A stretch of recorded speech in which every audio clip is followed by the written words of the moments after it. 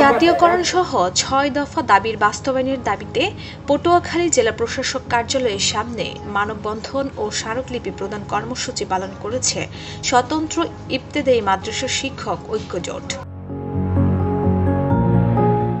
রবিবার সকাল 11:30টায় আন্দোলন বাস্তবায়ন কমিটির আহ্বায়ক মাওলানা মোহাম্মদ আলামিনের সভাপতিত্বে ও সদস্য সচিব মোহাম্মদ রুকনুজ্জামান হিরণের সঞ্চালনায় অনুষ্ঠিত এই কর্মসূচিতে বক্তব্য রাখেন স্বতন্ত্র ইবতেদায়ী মাদ্রাসা শিক্ষক ঐক্য জোটের সহ-সভাপতি মাওলানা মোহাম্মদ মোফাজ্জল হোসেন, সদস্য সচিব মোহাম্মদ রুকনুজ্জামান ও প্রচার সম্পাদক মোহাম্মদ ফুরকান সহ অন্যান্য শিক্ষকবৃন্দ।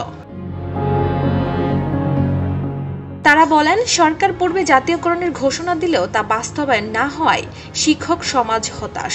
আগামী 12 মের মধ্যে দাবি বাস্তবায়ন না হলে 13 মে জাতীয় প্রেস ক্লাবের সামনে বৃহত্তর কর্মসূচি পালন করা হবে।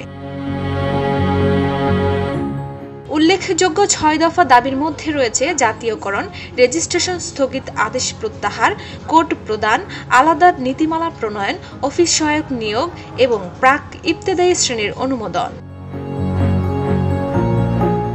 মানববন্ধন শেষে জেলা প্রশাসকের মাধ্যমে মাননীয় প্রধান উপদেষ্টা ও শিক্ষা উপদেষ্টার বরাবর স্মারকলিপি প্রদান করা হয়। ডেস্ক রিপোর্ট, ভোরের পাতা।